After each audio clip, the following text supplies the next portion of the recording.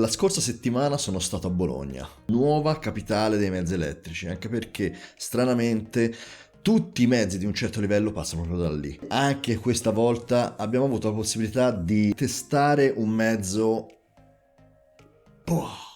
clamoroso. Mi raccomando, iscrivetevi al canale, mi raccomando, lasciate tanti like e continuate a seguirci perché sicuramente tanti altri mostri arriveranno su questo canale. E se vedete delle riprese che sono un po' statiche, purtroppo è per colpa della legge italiana che non prevede la possibilità di utilizzare certi mezzi in strade pubbliche, quindi eravamo in un posto privato. Sigla!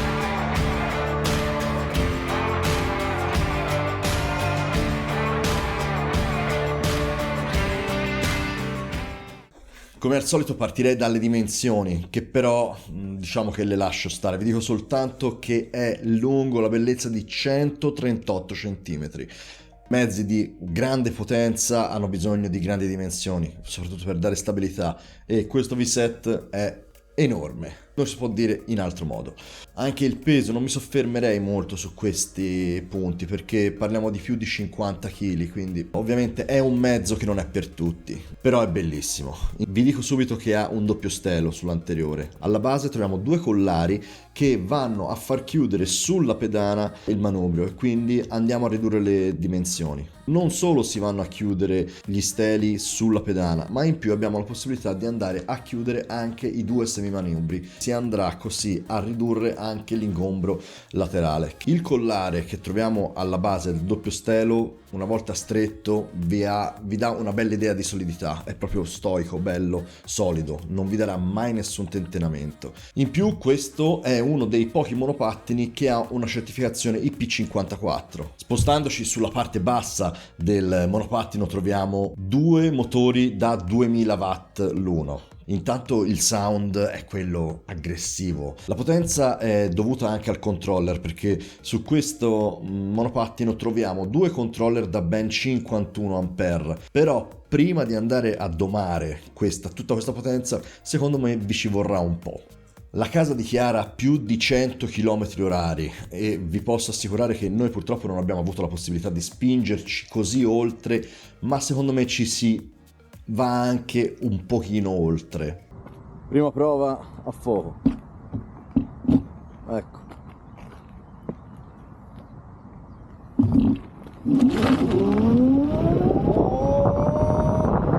Sotto la pedana, che è enorme, ha una dimensione veramente larga che vi permette di starci sopra in tutta tranquillità. Troviamo una batteria sotto la pedana che è veramente grande, oltre al fatto che è 72 volt, che quindi questo si va anche a ripercuotere nell'accelerazione e nelle prestazioni, come vi dicevo prima. Troviamo una bella 35 ampere LG. La casa dichiara che in singolo motore riesce a percorrere fino a 140 km con una sola ricarica. Nella parte alta della pedana troviamo anche l'attacco per due caricabatterie e una batteria così grande ha bisogno sicuramente di due caricabatterie se avete fretta, anche perché in confezione trovate un caricabatterie da 2 ampere e quindi se non usate il doppio la ricarica sarà lunga. Parliamo di più di 17 ore per andare a ricaricare il monopattino dallo 0 al 100%, quindi sicuramente il doppio caricabatterie era d'obbligo. L'autonomia invece con i due motori, andando a spingerci un pochino, diciamo che si abbassa drasticamente, arriviamo circa a 60 km. Ovviamente io vi sconsiglio di fare così tanti chilometri con tutta quella potenza perché di sicuro a fine giornata arrivate distrutti. Per andare a dare una calmata a tutta questa potenza abbiamo ovviamente freni a disco idraulici che vi danno la buona modulabilità. Infatti grazie a questi freni potete andare anche solo a correggere leggermente la curva andando a sfiorare la leva del freno, perché sono belli potenti ma sono soprattutto molto dosabili. L'altro punto di forza che troviamo in questo monopattino sono le ruote. Infatti abbiamo delle ruote tubeless da 11 pollici per 4 di larghezza. Sono delle ruote in questo modo. Ma oltre al motore che è un punto di forza, oltre ai freni che sono anche quelli ottimi, abbiamo un kit di sospensioni totalmente idraulico, sia sulle forcelle anteriori, ma non solo, anche nel posteriore troviamo ben 2 ammortizzatori idraulici che vi danno un comfort di guida che vi assicuro non avevo trovato in tanti altri monopattini. Ben dosato, la strada ve la fa sentire ma non ve la fa sentire troppo, quindi è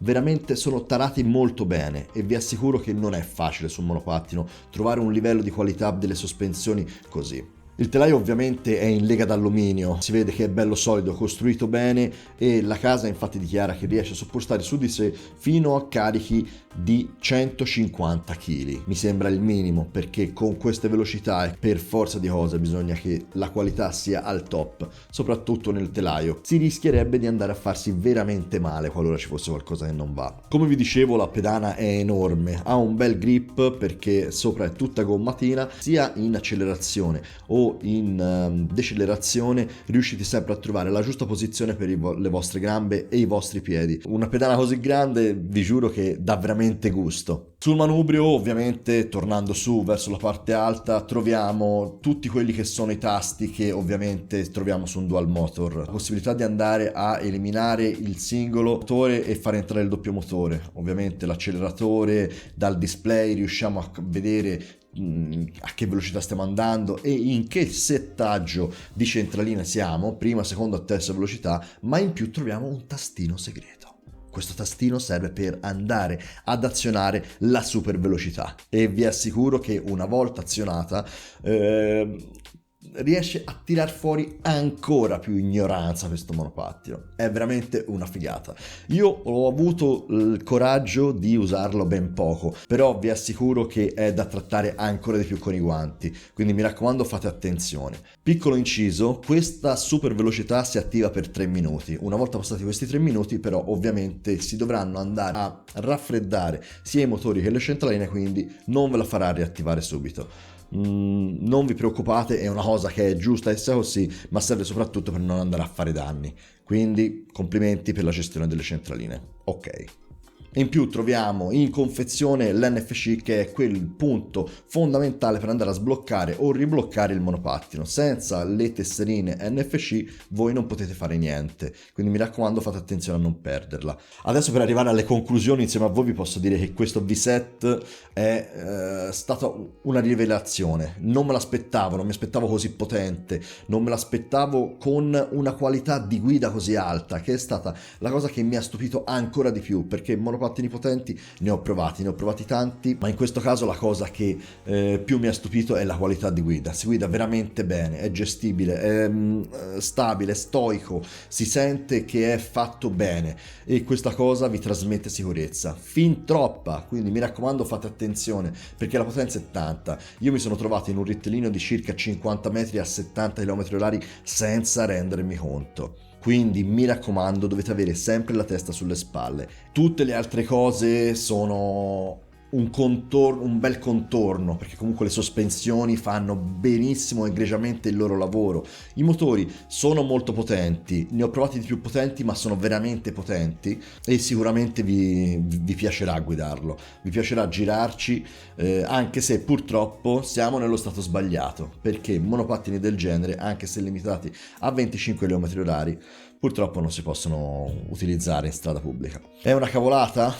Probabilmente sì. Serve per la nostra sicurezza? Forse anche a quello serve, perché diciamo che certi mezzi hanno bisogno di essere trattati veramente con i guanti bianchi e purtroppo qualcuno non è che sarebbe proprio in grado di fare una cosa del genere. Io mi sarei comportato in maniera differente, fossi stato al governo, però lasciamo perdere.